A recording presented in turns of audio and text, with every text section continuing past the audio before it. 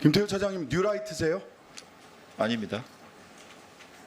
2007년 대선 당시 이명박 대통령 후보를 지지하는 뉴라이트 지식인 선언 100명 선언자 PPT 좀 보여주세요. 여기 김태우 차장님 이름 올리신 거 맞죠? 그때는요.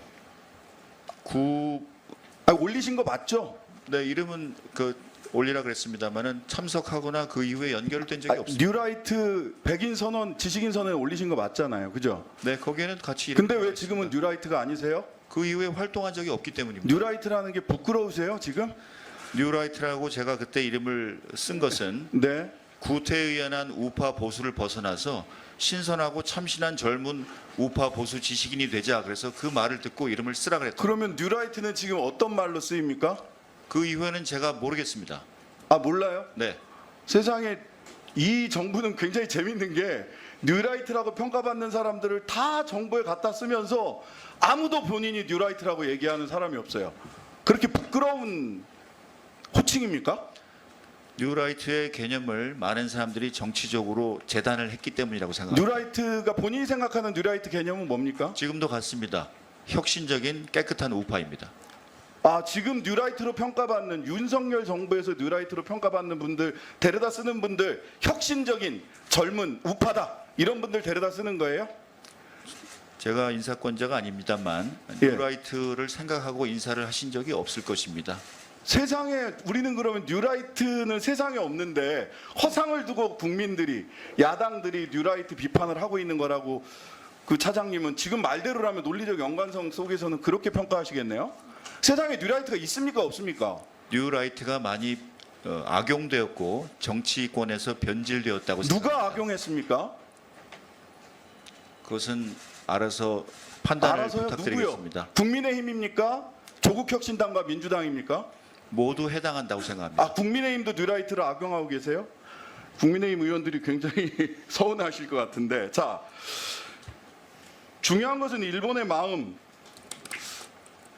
말씀하셨는데 왜 이런 말씀을 하셨을까 너무 궁금해갖고 논문을 찾아봤는데 아까 논문에서 그런 말을 쓴 적 없다라고 하는데 PPT 좀 보여주세요.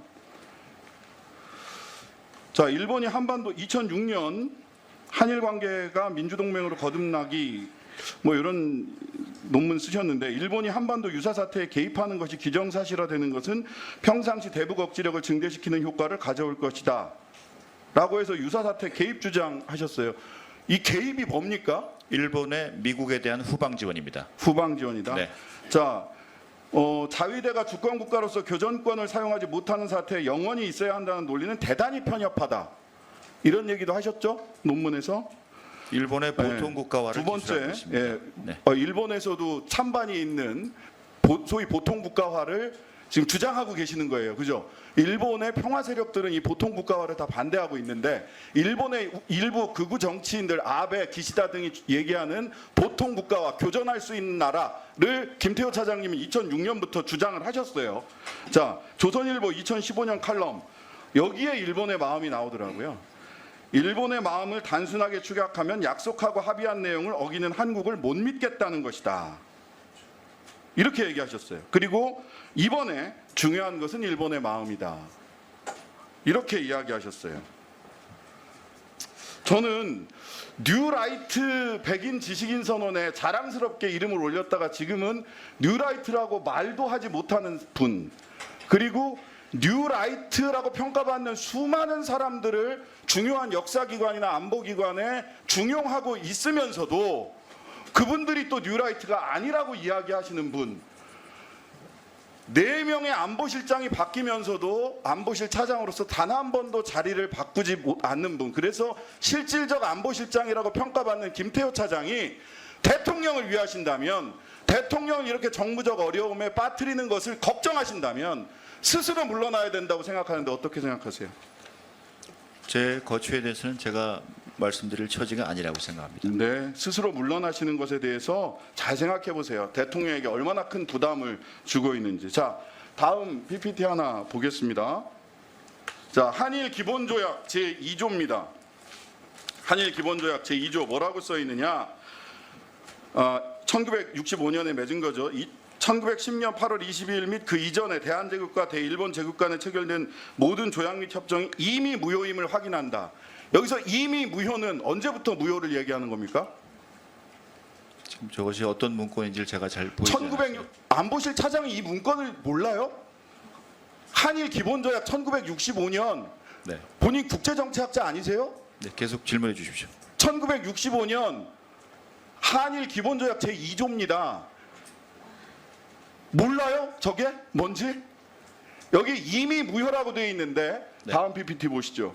이 이미 무효를 한국 정부는 1900년대나 1910년부터 당초부터 무효라고 해석하고 있고 일본 정부는 1945년 항복 때부터 무효라고 해석하고 있습니다. 역사적으로 굉장히 유구한 전통을 가진 논쟁입니다. 그때 잘 아시겠지만 무합의의 합의, 불합의의 합의라고 해서 각자 한국 정부는 당초부터 무효라고 해석하고 일본 정부는 1945년부터 무효라고 해석을 하죠. 1945년부터 일본 정부는 무효라고 해석을 하니까 이전에 한국 불법 강점을 전부 다 합법이라고 얘기하는 거고 그러다 보니까 강제징용 피해자들은 조선반도 노동자로서 그저 일본 같은 나라에 어디에 가 있었던 것에 불과하게 된 겁니다. 근데 이 사실을 모르신다고요? 어떤 문서인지도 몰라요? 저는 대한제국 그리고 상해 임시정부부터 우리가 주장해온 을사조약의 무효 주장에 대해서 동의하고 국제법적으로 힘이 강했을 시절에 일방적으로 일본이 주장하는 그 해석은 그 당시대로 또 존재한다고 이렇게 생각합니다. 그 당시대로 어떻게 존재하는 겁니까? 그 당시대로? 자, 이 해석 때문에 어떤 얘기가 나오는 거냐면요. 한국 대법원은 불법 강점이기 때문에 당초부터 무효이기 때문에 강제징용 대상 판결을 하는 겁니다. 그런데 김태호 차장을 비롯한 윤석열 정부는 제3자 변제안을 끄집어내는 거죠. 왜? 일본 정부의 1945년부터 무효라는 그 해석을 따르고 있기 때문에. 왜 제3자 변제안이 끄집어 나왔습니까? 1965년 한일 기본조약에 일본 측 해석을 따르고 있기 때문 아닙니까? 아닙니다. 노무현 정부와 박정희 정부도 똑같은 해석을 내려서 자체적으로 국가 예산을 들여서 강제징용 배상을 한 것입니다. 마지막 질문입니다. 그렇다면 한국 사법부의 판결은 잘못된 판결입니까? 한국 사법부 판결은 1965년 이미 무효 이것이 당초부터 무효라고 하는 해석에 입각해서 전원합의체 판결을 내렸어요. 사법부의 이 판결을 김태호 차장과 윤석열 정권은 어떻게 판단하고 계십니까? 그것을 존중해야겠기에 거기에 해당하는 제3해법을 마련하고 이행하는 것입니다. 제3해법을 어떻게 마련을 합니까? 이거 뭐 앞뒤가 맞는 말씀을 하셔야죠. 네. 존중하는 사람이 어떻게 제3해법을 제3자 변제안을 마련하십니까? 네, 신장식 의원님, 네, 정리해 주시고 보충 질의 때 추가 질의해 주시기 바랍니다. 존중이란 말을 그렇게 사용하세요? 윤석열 정부는? 신장식 의원님 수고하셨습니다. 다음은 존경하는 정의로 만약 윤석열 대통령이 탄핵이 된다면 어디로 돈이 몰리게 될까요? 이런 뉴스들을 보시면서 동시에 부자가 될 수 있다면 믿으실 건가요? 지갑에 단돈 10,000원이라도 있고 시사 정치에 관심이 있으신 분들이라면 지금 당장 돈을 벌 결심을 하셔야 합니다. 정치 뉴스를 꾸준하게 잘 챙겨보는 것만으로도 돈을 벌 기회가 있고 또 이미 큰 돈을 버는 사람들이 있죠. 이 사람들의 차이점은 뉴스를 단순히 뉴스로만 보는 게 아니라 실제로 어떤 종목들에 큰 영향을 미치게 되고 그렇다면 어디에 투자를 해야 돈이 몰리게 되는지 알고 있습니다. 월급만으로는 절대 채울 수 없는 부를 축적하고 있는 것인데요. 얼마 전 한강 작가가 한국인 최초로 노벨상을 받았다는 것을 구독자 여러분들 모두 아는 사실일 겁니다. 이때 부자들은 재빠르게 노벨상 수혜주 종목들을 찾았고 그 결과 예스24라는 종목이 순식간에 2연상을 하며 200% 가까이 오르게 되었죠. 저희 구독자 여러분들은 이미 다들 아시겠지만 이 예스24 종목은 저희가 정확히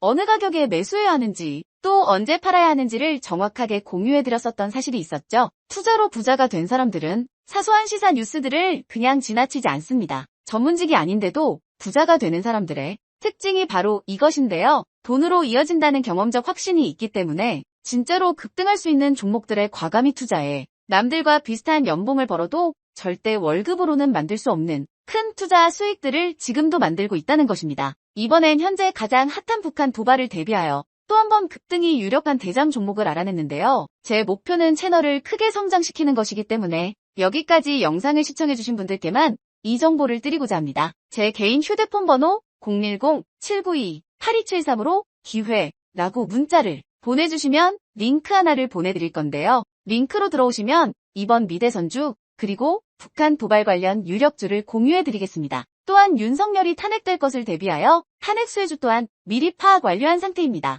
제가 돈을 받는 것도 아니고 투자를 대신 해드리려는 것도 아니니까 어느 시간이든 편하게 문자 한번 주시면 되겠습니다. 단돈 10,000원으로라도 시작해야 하는 게 투자와 재테크죠. 수익을 보시게 될 여러분들께 제가 바라는 것은 딱 하나입니다. 지금처럼 제 채널에 구독과 좋아요를 눌러주시고 새로운 영상을 만들 때마다 시청을 해주시면 됩니다. 제 번호를 꼭 기억해주세요.